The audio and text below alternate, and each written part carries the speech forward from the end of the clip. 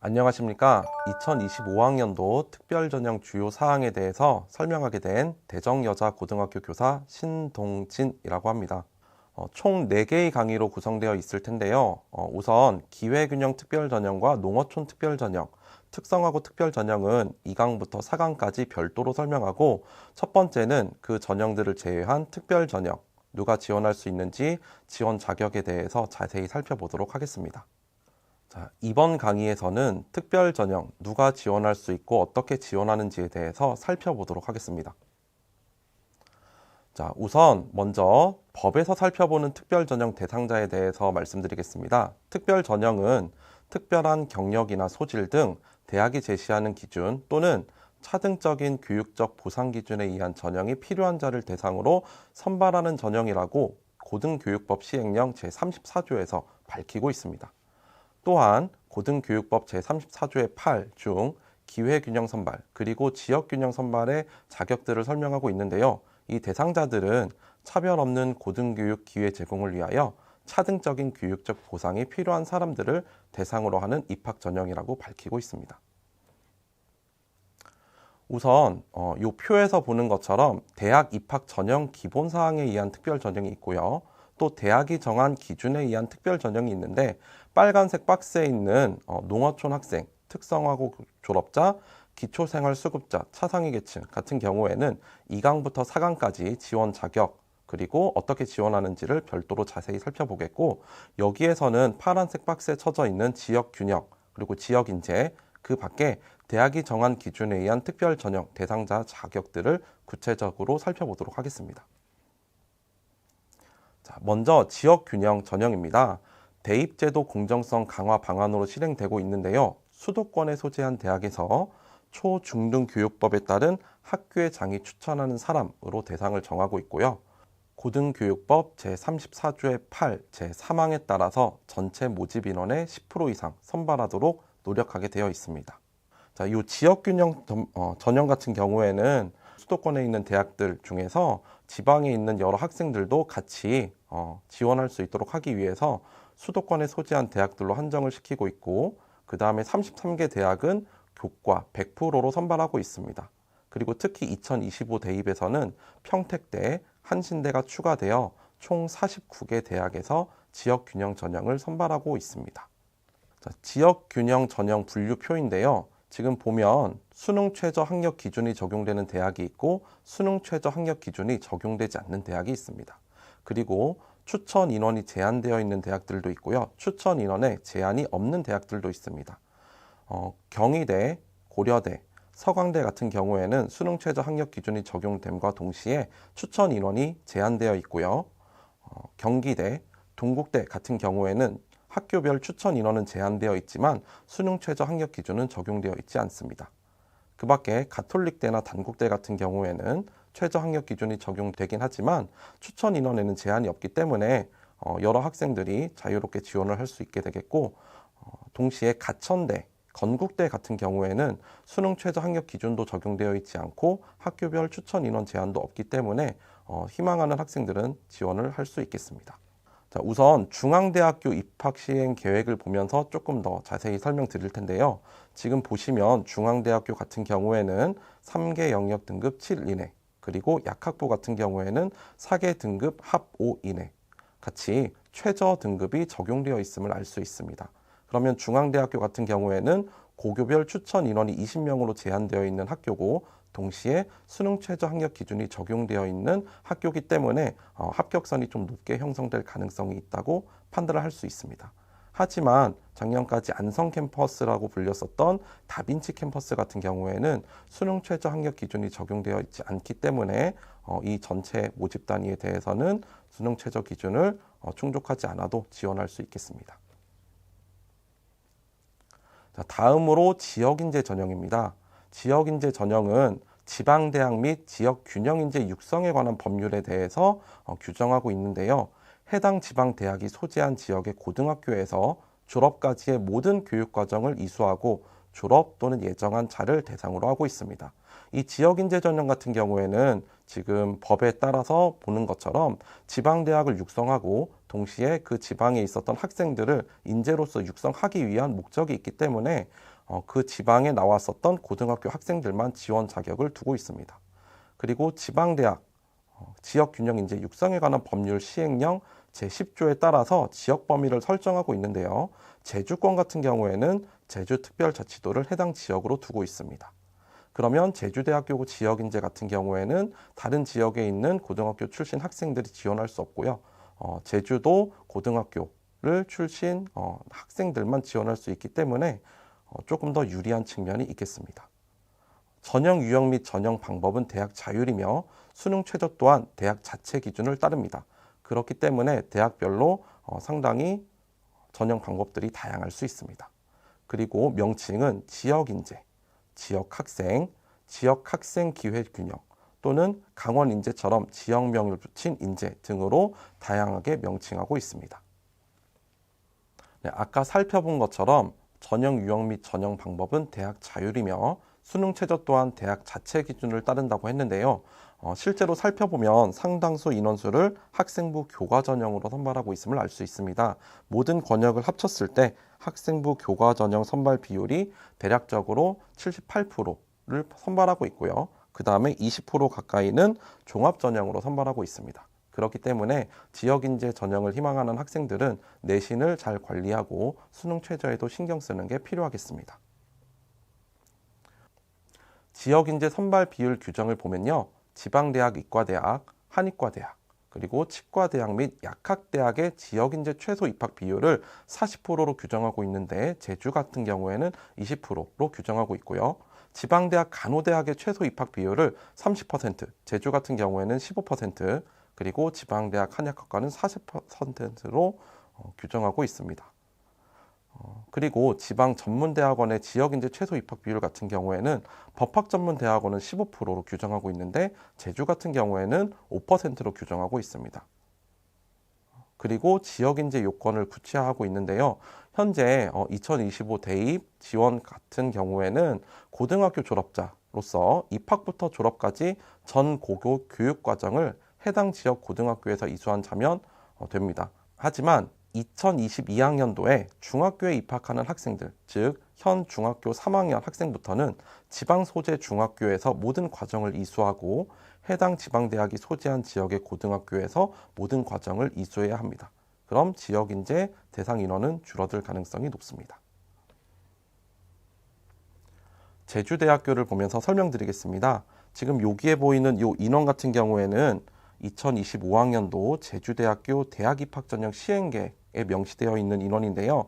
5월 29일자를 지나서 5월 31일자로 제주대학교 같은 경우에는 수시 요강이 최종적으로 발표가 되었습니다. 그래서 변동사항이 일부 있는데 교과로 지역인재 전형을 453명 선발하게 되어 있고요. 그리고 새로 생긴 지역인재 고른 기회 전형으로 2명을 선발하고 있어서 교과 전형에서는 총 455명 선별로 바뀌었습니다. 그리고 종합전형 지역인재 경우에는 총 14명이 신설되었는데요. 대부분 자유전공학부로 충원이 됩니다. 그리고 수능 같은 경우에는 8명 선발 예정이었음에도 불구하고 최종적으로는 14명으로 인원수가 변경되었습니다. 자, 그래서 학생부 교과 지역인재 전형을 살펴보면요. 지원 자격은 고등학교 졸업 예정자 또는 졸업자로서 입학부터 졸업까지 고교 전 교육 과정을 제주특별자치도 소재 고등학교에서 이수한 자로 한정하고 있습니다. 대부분 교과 전형으로 선발하고 있기 때문에 이 표에 보시는 것처럼 수능 최저 등급이 설정되어 있습니다. 그리고 교육대 또는 수의대, 약학대, 이과대 같은 경우에는 수능 최저 등급이 다소 높게 설정되어 있습니다. 자, 그런데 2025학년도 이과대학 대학 전형 시행계획 주요 사항을 보면 5월 29일자 배포 자료를 봤을 때 지역인재 전형, 특히 교과 전형으로 이과대학 선발 인원이 늘었음을 알 수 있습니다. 제주대학교도 이러한 영향을 받았을 텐데요. 자, 지금 보시면 원래 40명 선발 인원에서 총 72명 선발로 2025 대입이 반영되었음을 알 수 있습니다. 그리고 학생부 교과 전형으로 37명을 선발하는 걸 알 수 있는데요. 그렇다면 지금 요 표를 보셨을 때 대입 전형 시행 계획에서는 지역 인재로 12명 선발 예정이 되어 있었는데 이러한 변화점을 반영해서 최종적인 수시 모집 요강에서는 19명으로 선발 인원이 증가했음을 알 수 있습니다. 이런 것 같은 경우에는 다른 지역 학생들이 지원을 할 수 없기 때문에 제주도 학생들한테 다소 유리한 측면이 있다고 할 수 있고요. 최저는 수학을 포함하여 6등급으로 규정되어 있습니다. 다음으로 대학이 정한 기준에 의한 특별 전형 중 종교 관련 전형을 보겠습니다. 지금 보는 화면에서는 동국대학교 수시 모집 요강을 가지고 왔는데요. 보시면 학생부 종합 전형에서 불교 추천 인재라고 해서 불교학부에서는 일반 20명, 승려 20명, 그리고 문화유산학과에서는 일반 2명, 승려 5명, 그리고 영어 영문 학부 같은 경우에도 3명을 선발하는 걸로 나와 있습니다. 그 지원 자격을 한번 살펴볼 텐데요. 자, 보시면 일반 전형 같은 경우에는 대한불교조계종 산하 사찰 주지스님 혹은 소속 종립고등학교장의 추천을 받은 대한불교조계종 신도인자로 전형을 지원 자격을 두고 있습니다. 이런 것 같은 경우에는 자신이 신도에 해당된다면 주지스님 또는 종립고등학교장의 추천을 받아서 지원을 할 수 있게 되는데요. 하지만 이 같은 경우에는 이렇게 불교 추천 인재 추천서를 받아와야 합니다. 그래서 대학의 원서를 접수할 때 이러한 추천서도 같이 제출해야 되는 점 유의하시기 바랍니다. 다른 대학을 하나 보도록 하겠습니다. 이번에는 가톨릭대학교인데요. 가톨릭대학교도 보시면 학생부 종합 전형에서 가톨릭 지도자 추천 전형이라고 해서 여러 학과에서 일부 인원들을 선발하고 있음을 확인할 수 있습니다. 이 가톨릭 지도자 추천 전형 같은 경우에는 지원 자격이 1번 가톨릭 사제 또는 현직 수도의 장상, 출신 가톨릭계 고등학교장의 추천을 받은 자로 한정하고 있는데 여기서 지원자의 종교나 신앙과는 무관하다고 되어 있습니다. 또는 교회법에서 인정하는 첫 서원자 이상의 수도자 중 소속 수도의 장상의 추천을 받은 자로 한정하고 있는데요. 이 추천서를 받을 수 있으면 해당 모집단위 및 모집 인원에 지원을 할 수 있게 됩니다. 가톨릭대학교 같은 경우에도 동국대학교와 마찬가지로 이렇게 추천인 확인서를 대학 원서 접수 시 제출해야 합니다. 그렇기 때문에 이런 추천서를 본인이 받을 수 있으면 이러한 특별 전형에 지원하는 것도 좋은 방법이 될 수 있겠습니다. 자, 다음은 군인, 경찰, 소방관 등의 자녀 또는 다문화, 다자녀 지원 자격을 보도록 하겠습니다. 지금 일부러 경기대학교 예시를 하나 갖고 와 봤는데요. 지금 명칭은 학생부 종합 내에서 사회 배려 대상자로 되어 있습니다. 먼저 1번, 대한민국 국적자로서 결혼 전 외국 국적이었던 친부 또는 모와 대한민국 국적인 친모 또는 부로 이루어진 가정의 자녀를 지원 자격으로 두고 있습니다. 이 경우에는 다문화에 해당하겠습니다. 2번 같은 경우에는요, 15년 이상 장기 근무한 군인, 경찰, 소방, 교정 또는 보호 공무원의 자녀를 두고 있는데요. 15년 이상이라는 기간 제한이 있습니다. 그리고 3번 같은 경우에는 의사상자 등 예우 및 지원에 관한 법률 제2조 제2항부터 제3항에 해당하는 자 또는 자녀로 두고 있고요. 마지막으로 4번 같은 경우에는 다자녀, 세자녀 이상인 경우에는 그 학생들이 지원을 할 수 있도록 지원 자격이 되어 있습니다. 그런데 이 표를 보시면 선발하는 학과도 소수이고 선발하는 인원도 2명으로 매우 소수임을 알 수 있습니다. 이 점을 유의하셔서 지원을 할 수 있으면 되겠습니다. 중앙대학교 같은 경우에는요, 학생부 종합 전형 내에서도 아까 봤었던 경기대학교와는 다른 명칭을 쓰고 있습니다. CAU 어울림 전형이라고 하고 있는데요. 이 지원 자격을 보시면 아까 못 봤었던 지원 자격들이 추가가 되기도 하고요. 그 다음에 경찰, 소방공무원의 자녀 또는 직업군인의 자녀라는 점은 동일하지만 20년 이상이라는 이제 근무 연속 기간이 정해져 있습니다. 그래서 경기대보다는 5년 더 근무한 직업군인, 경찰, 소방공무원의 자녀만 지원을 할 수 있고요. 다자녀 같은 경우에도 세 자녀가 아니라 4자녀 이상의 자녀들만 지원할 수 있도록 되어 있습니다. 이런 경우에는 세 자녀보다 지원 자격이 다소 까다롭기 때문에 경쟁률이라든지 아니면 지원의 유리성이 있어서 고려를 해보면 좋을 것 같습니다. 아까 잠깐 살펴봤었던 다문화 가족지원법 대상자를 조금 법으로 자세히 살펴보면요. 가 그리고 나 중에 하나에 해당하면 지원을 할 수 있습니다. 가항을 보시면 결혼 이민자 그리고 대한민국 국적을 취득한 자로 이루어진 가족을 뜻하는데 여기서 결혼 이민자란 대한민국 국민과 혼인한 적이 있거나 혼인 관계에 있는 제한 외국인을 말합니다. 그리고 나항 같은 경우에는요. 대한민국 국적을 취득한 자로 이루어진 가족을 뜻합니다. 이 두 항목의 어느 하나에 해당되면 아까 보셨었던 다문화 지원 자격에 해당이 돼서 지원을 해볼 수 있게 되겠습니다. 자, 그 다음에 대학이 정한 기준에 따라서 특별한 학생들을 선발하기도 합니다. 제주대학교 예시를 하나 갖고 와 봤는데요. 학생부 종합전형 내에서 이렇게 사회통합전형 선발을 하고 있음을 알 수 있습니다. 여러 가지 지원 자격을 두고 있는데 그 중에 제주도만 해당되는 특수한 것들이 있습니다. 1번을 보시면 제주 4.3 사건 진상규명 및 희생자 명예회복에 관한 특별법 제2조 제3호에 해당하는 자로서 희생자의 유족이면 지원을 할 수 있게 되어 있고요. 그 다음 3번을 보시면 원서 접수 마감일 기준 최근 6개월 이내 조업 실적이 있는 해녀, 잠수 포함 및 그 자녀가 된다면 이 사회통합 전형에 지원할 수 있게 되어 있습니다. 이 같은 경우에는 대학이 정한 기준이기 때문에 제주대학교만 갖는 특별한 지원 자격이라고 보시면 되겠습니다. 그 다음 마지막으로 특기자 전형 중에서도 예체능 그리고 어학 특기자를 잠깐 살펴볼 텐데요. 지금 보시는 화면은 연세대학교 시행계획 화면입니다. 지금 실기 실적 중에서 특기자 전형 그리고 특히 국제인재 전형을 선발하고 있음을 알 수 있는데요. 모집 인원이 상당히 많습니다. 120명 가까이 되고요. 언더우드 국제대학에서 언더우드 학부 그리고 언더우드 학부 내에서도 인문사회뿐만이 아니고 생명과학공학 인원을 선발하고 있습니다. 이 같은 경우에는 제출한 서류만이 아니라 면접 단계에서 영어 구술 면접이 포함되어 있습니다. 그렇기 때문에 어학특기자로 분류가 되어 있고요. 자신이 영어 능력이 좀 있다. 영어 구술 면접의 능력을 통해서 자신의 역량을 충분히 보여줄 수 있겠다라는 생각이 드는 학생들은 지원해 볼 수 있게 되겠습니다. 자, 그 다음에 동일하게 연세대학교 입학전형 시행계획을 가져와 봤는데요. 지금 체육인재라고 해서 특기자 전형을 두고 있습니다.